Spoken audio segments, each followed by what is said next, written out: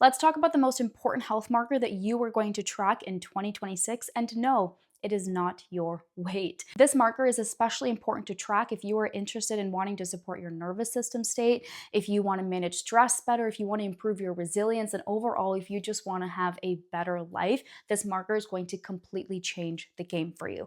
If you're new to this channel, my name is Dr. Bisley Natley. I'm a naturopathic doctor, and I teach people how to reset and regulate their nervous system state. I truly believe that when your nervous system is regulated, it is the key to unlocking your greatest life.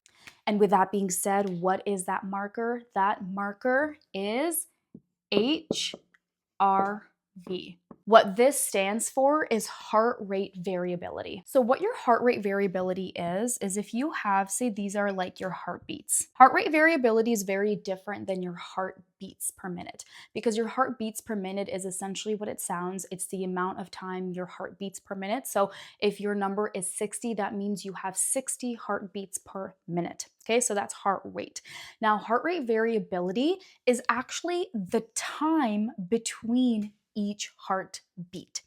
And so depending on how fast your heart is beating, how slow your heart is beating, and different external circumstances can also affect your heart rate variability. We'll get into that very shortly, but essentially it's the time between each heartbeat. So sometimes the time between each heartbeat is 1 second. Sometimes the time is 0.9 seconds. Sometimes it's 1.5 seconds. And what this heart rate variability allows us to see, it allows us to see how your heart, your body is responding to outside situations and circumstances. And different factors can change how your heart compensates to this external situations and circumstances. Looking at heart rate variability also allows us to get an assessment of your stress state. It allows us to see your vagus nerve and how strong that vagus nerve component is. If you're not familiar with the vagus nerve, your vagus nerve is your longest nerve in your body. It runs from the top of your head. It innervates your throat. It innervates your heart rate, your breathing rate. It innervates your digestive tract. And it is the number one nerve that helps to activate your calm nervous system state. Heart rate variability is so important because essentially it allows us to see how well your body is adapting to stress, and more importantly, how well your nervous system adapts to stress. And if this whole nervous system concept is new to you, let's walk through the two main most important nervous systems that I want you to be aware of in your body. So in general, when I'm referring to your nervous system state, what am I referring to? So if you look at this person, or more like this gingerbread cookie, essentially, you have your brain and then you have your spinal cord. And essentially what your nervous system refers to is all these nerves that essentially run from your brain and your spinal cord to basically the rest of your body, okay? So you have all of these nerves in the rest of your body, and all of these nerves are directly communicating to your brain and spinal cord, and then your brain is using these nerves to relay messages from itself to different parts of your body. So your nervous system basically controls everything through your brain. It is a very, very intricate system, and the two main most important pieces of this nervous system that I want you to be aware of is the sympathetic state and the parasympathetic state. Easiest way to remember: sympathetic S is stress, and parasympathetic is your calm state. So when your sympathetic nervous system state is turned on, your stress state is turned on. This is when your heart rate increases. You might sweat a little bit more. And this is when you're acting in that automatic stress state. You basically have no control over yourself when you're in this state. On the other hand, in the parasympathetic state, this is when you're in the calm state. This is when everything in your body slows down and opens up. This is a state you want to be in when you eat food so that your body can better digest the nutrients from the food that you're eating. This is when your heart rate slows down and everything in your body just works so much better when you are in the parasympathetic state. What I really want you to keep in mind here, and this is the part that everybody gets wrong, is that the goal isn't to always be in the calm state all day long. That's not what a healthy nervous system looks like. I always tell my patients that if you find yourself in the calm state all day long, it's probably because you're dead and you've done something wrong. So that's not what we want. What happens to a lot of us is that we usually start the day off as calm, and then we get into the stress state. Something comes and gets us into the stress state, and then we stay in the stress state all day long. That's not what we want.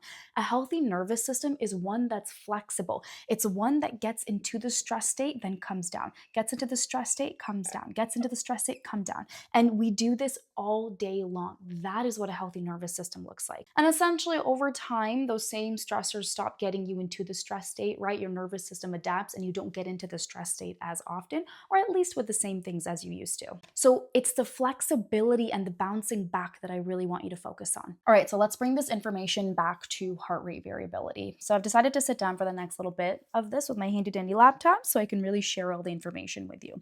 So a higher heart rate variability is what we want. Now, the exact heart rate variability can be different depending on which age group you're in. We know that as we get older, naturally, our heart rate variability is going to start to go down. So, more so, we look at heart rate variability based on age range. And also, other lifestyle factors can affect your heart rate variability because depending on certain genetic factors. So, the exact number of heart rate variability can be very, very different. In Peter Attia's podcast, they actually gave a nice little chart. I'm going to put it up here so that you can see it. And they give a nice little chart showing what heart rate variability on average is per age group. And I think that's a really good reference. But essentially, we just want a higher heart rate variability. So the higher it is, the better. And why it's better is because a higher heart rate variability essentially means that you have more appropriate emotional regulation during difficult tasks. On the other hand, a lower heart rate variability is associated with poor psychological health, low self-esteem, and even depression. It basically means that your body isn't that great at adapting to stress. And this really matters because if you are someone who is like stressed out and turned on like 8 to 10 hours a day, that's having a major impact on your heart rate variability because your nervous system isn't getting a chance to go from the stress state to the calm state. It's just constantly staying in that stress state all day long. And it's not actually getting a chance to adapt to the stress, to actually improve, to actually be better. So let's talk about some of the factors that can affect heart rate variability. So physiological, of course, we know that heart rate variability is really high until age 15. And then as we start to get older and older, heart rate variability naturally declines. We know that if your body is fighting any sort of pathogens, that's going to affect your body's heart rate variability. Things in your environment can affect it as well. So if you have a lot of social stress, if you drink a lot of coffee, that can affect your heart rate variability. Smoking can affect your heart rate variability. Chronic diseases can affect it as well. We know that, of course, your lifestyle impacts heart rate variability too. So a lot of alcohol consumption actually puts your body more into the stress state. Cigarette smoking also does that too. Your psychological state can also affect heart rate variability. So if you're someone who's struggling with anxiety or depression or just going through a really stressful period in time, it will shift your heart rate variability, especially depending on how you're coping with it. And then the last one is genetic. There have been shown to be certain genetic and DNA variations that can affect your heart rate variability too. Okay, there's also a really super cool study that I'm going to share briefly done on heart rate variability. And I thought it was just so fascinating because it goes to show the impact and effect of our emotions. So in the study, they essentially had people recall events that made them feel happy. And when these people recalled events that made them feel happy, it didn't really change their heart rate variability much. But when these people who recalled the happy events allowed themselves to feel the happiness, their heart rate variability actually went up. I just thought that was really cool because it just goes to show when you actually truly deeply feel something like an emotion and the impact and effect it can have on triggering your parasympathetic state and even improving your heart rate variability. Like super cool. I'm also completely delulu and I love the whole manifesting stuff. And so I feel like when I saw this study, I was just like, oh my God, like I can see now why feeling the emotion is so key. If you've ever listened to Neville Goddard, he and me are homies, you know exactly what I'm talking about. Heart rate variability has also been shown to measure up to other markers of stress. So other things we use to track stress are things like your cortisol levels. So I get my patients to check their cortisol levels all the time. And so heart rate variability has shown to be just as effective at also measuring stress as cortisol levels. And even when we look at other stress metrics, it matches up. So it's just such a great resource and tool that you can use in your life without doing further testing. And I'm not saying you shouldn't do further testing. I mean, more testing the better. I love blood tests, okay? I love them so much. But I'm just saying if you're, taxed up for resources, it's such a great tool and marker that you could use in your life just to get a better understanding of how your body's reacting to stress. Ever looked at your heart rate variability and you're just like, oh my God, mine is so low? I was looking at one of my patients this past week and hers was like a 28. And I was just like, we got to get this up. Mine is like a 55 on average. I would like it to be closer to 70, but that's something that I need to work on as well. But again, higher is always better. But what's important to note is that your heart rate variability can change. We know that your body can actually adapt to stress. So there was a research study done in physicians, and they saw that the physicians who were at higher levels, so they had much more experience, they'd been practicing in their field for years, their heart rate variability was different compared to junior or senior level residents who didn't have that much experience when it came to the same situations that they were facing. This is a really cool study that again just emphasizes how much our body can adapt to stressors if we give it the right support. And so essentially we like to call this and use a fancy word habituation. And so when I'm referring to habituation, what I'm essentially saying is that your body essentially becomes stronger when you face the same stressful stimuli over and over and over again to the point where it doesn't really trigger you that much anymore. So that's when you know your body has habituated to a specific stimuli. That's another really great reason to track heart rate variability, especially if you are facing some of the same stressors over and over again. You can actually see over time how these same stressors are affecting you and your body. And with heart rate variability and measuring it, don't just look at it for one day and track it. You want to look at it over a series of days and weeks, because that's how you get a better estimate of how your heart rate variability actually is. Because remember, day-to-day stressors and things can also impact and affect our heart rate variability. So don't just look at it for one day, look at it over the span of like 7 days, right? You get a better understanding of what that number actually is. You never just want to look at it in a short period of time, because we can have short stressors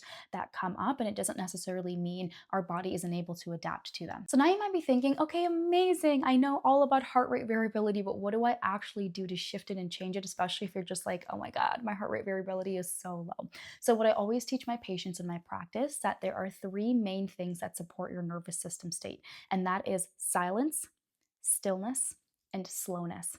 And so what you want to start doing is you want to start finding micro moments during the day where you can give your brain and body silence, stillness, and slowness, so that your body actually has a chance to come down, so that your nervous system state can switch from that stress state to that calm state. What's really important to remember is that it's not about finding time to do these things, because let's be honest, you're already really busy. And if you're a parent who has kids, you're like infinitely more busier than the average person. So stop trying to look for more time to do these things. And instead, what I want you to do is I want you to infuse silence, stillness, slowness in the things that you're already doing. So for example, if you're going to go on a drive, for the first 10 minutes, don't listen to anything, just sit and be. If you have a few minutes in between meetings, don't just pick up your phone and scroll, sit and be and practice some breathing exercises. If you're going to go on a walk, walk slowly. You're going to wash dishes, wash them slowly. You're going to wash your hair, instead of just like, quickly washing your hair, wash it a little bit slower.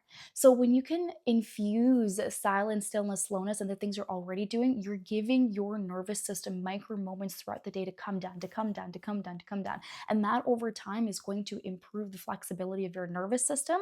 And just watch how much you're going to notice your ability to be able to handle different stressors in your life. And if you really want to dive deeper into this and get more nervous system support, come join my free 30-day nervous system reset. So every single day, I'm going to be emailing you a new strategy to help you support your nervous system state. We start January 30th, and you can use the link in the bio to sign up. I really hope that this video was helpful. I love teaching people about their nervous system state, because truly, when you are regulated, you have a ripple effect on everything else in your life. Like, all it takes is one regulated person to just start changing everything and everybody around them. So take this seriously, look at your heart rate variability, start supporting your nervous system on a day-to-day basis, and just watch how your life changes in the most beautiful, incredible way.